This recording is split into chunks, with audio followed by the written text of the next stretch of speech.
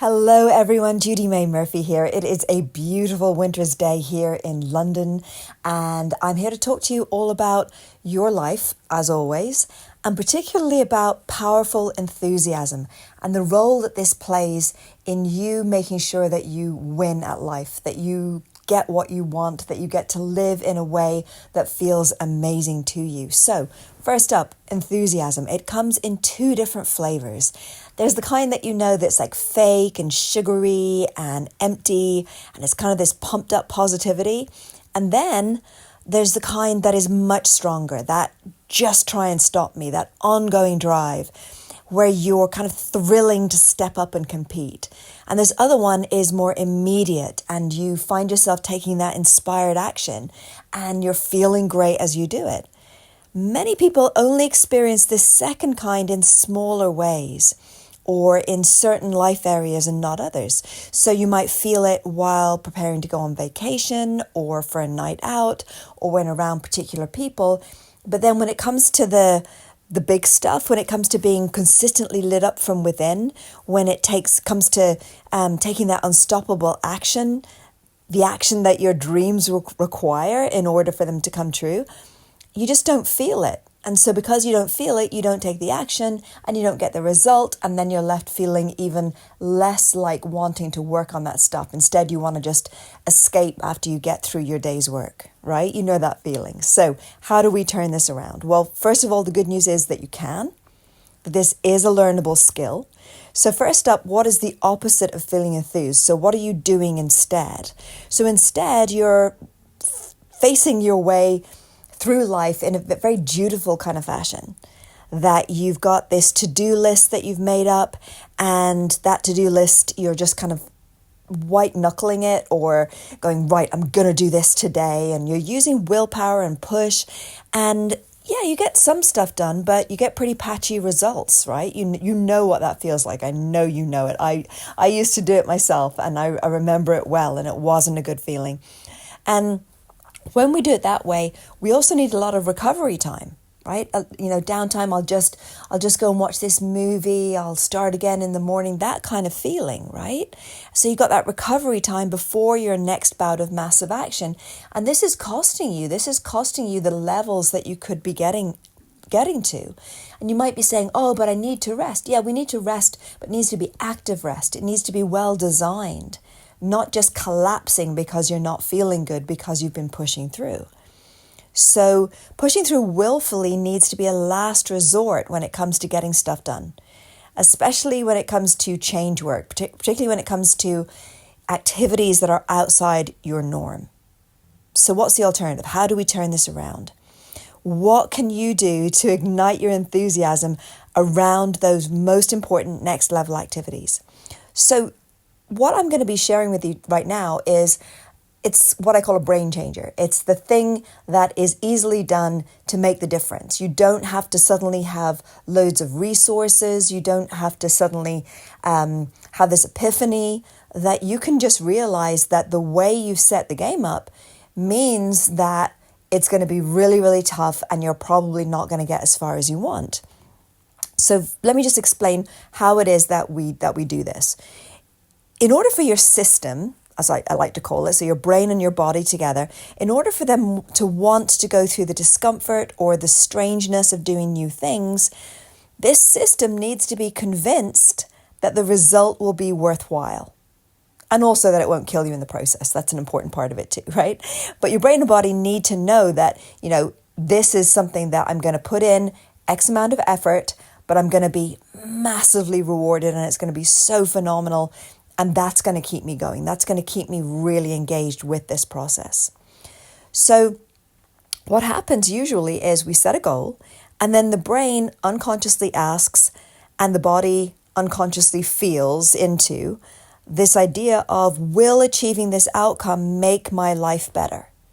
And often the brain and body's operational reply, so the reply that you get, it might not be in words, but the reply that you get in action is yes, but not enough to warrant the pain, the boredom, or the risk once the initial novelty has kind of worn thin. And this is why I'm sending this out to you at this point in January, because we're at that point. We're at the point where it's kind of like, yeah, but I don't know if this is a good enough reward for me to want to carry on. So the workaround for this, how do we change this? We vastly up the ante. We augment that prize. We make it so huge, right? We make the promised reward so personal, so tantalizingly heady that you would daily walk through fire to get there. You're excited. It's just so ridiculously big, right? So yeah, it is often that simple. It's often that you're dreaming too small. Why have you done that? You've kind of shrunk your dream because you went for things in the past that maybe you weren't ready for. Maybe you hadn't been coached around. Maybe you hadn't been trained around. You just didn't know what you were doing. You got hurt. It didn't feel good. And so in order to self-protect, you shrunk it, right? And so in shrinking your dream, you've done this thing where you haven't got your brain and body on board, right? So how can we make sure that we are dreaming, that we are planning, that we are setting goals in such a way that we do feel this really great enthusiasm, this powerful enthusiasm? What if you decided today that instead of just moving life furniture around to a more bearable place, that instead you're going to take your weakest area or areas and bring it up to something astonishingly above par? What if you decided, rather than playing safe, that this time you're going to really wake yourself up? This time the dream is going to fascinate you. What if you made your dream, your goals too tremendously captivating for you to ignore? What might this look like, right? So you know that sometimes you fall asleep on the job and then you find a piece of paper that's got the goals written down. Oh yeah, I'm doing that. But what if it was just so delightful and so amazing to you that you couldn't forget it? You couldn't switch off from it. That you delight in it every moment of every day. That you can't wait to, say, finish work or, get the kids to bed so you can get working on that again. So what might this look like in real life? So rather than just saying to yourself, you know what, I'm going to have a tidier house. Instead, you say to yourself, I'm going to create my dream house in 6 months or less, or 3 months if that feels even more compelling to you.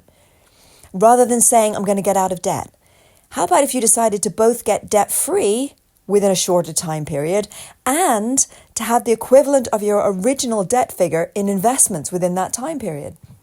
So let's imagine you've got 50,000 worth of student debt to still pay off. Rather than saying, I'm going to pay that down over 2 years, saying to yourself, right, not only am I going to do that in 6 months, but I'm also going to have 50,000 in investments. It just feels more compelling, right? You want to show up for that. That's the party that you want to show up for. How about rather than just saying to yourself, I'm going to get back into the dating pool and I'm going to meet someone that isn't too awful this time, someone who doesn't hurt me quite as badly this time. And this is how people speak to themselves. In the last 23 years of doing this, I'm still amazed, and my heart goes out to people who are speaking to themselves unknowingly in this way, right? So rather than saying, I'm going to go out and into the dating pool, you say to yourself, I'm going to go out and I am going to recognize my ideal life partner. They are a real person. They exist. They're walking the planet right now. I'm just going to go find them. It's almost impossible to stay on your couch. If I told you that the absolute love of your life is down the road right now, you would go. But just because there's a little bit more uncertainty around it, a little bit more work to be done, we stay on our couch. So this is what it's about. This is what powerful enthusiasm is about. It's about getting radical. And that is about promising yourself more. And the amazing thing is, it's easier every single time.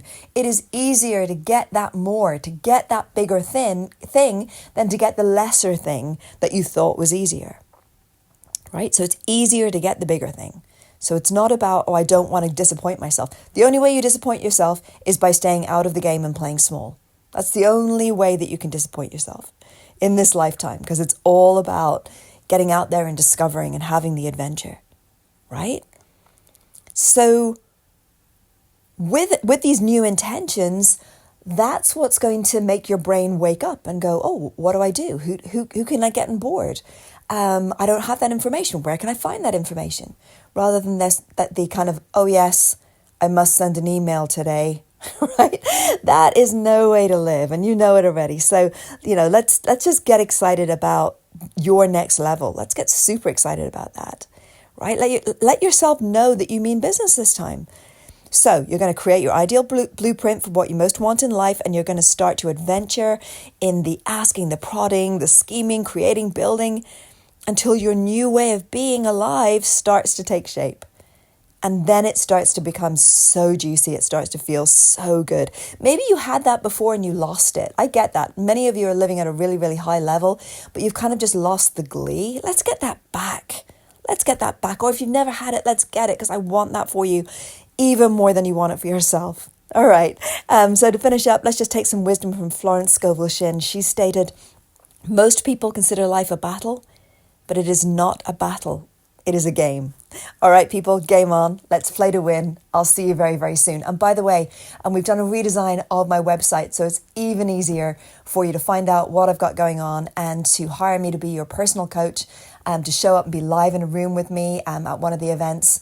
Can't wait to speak to you very, very soon.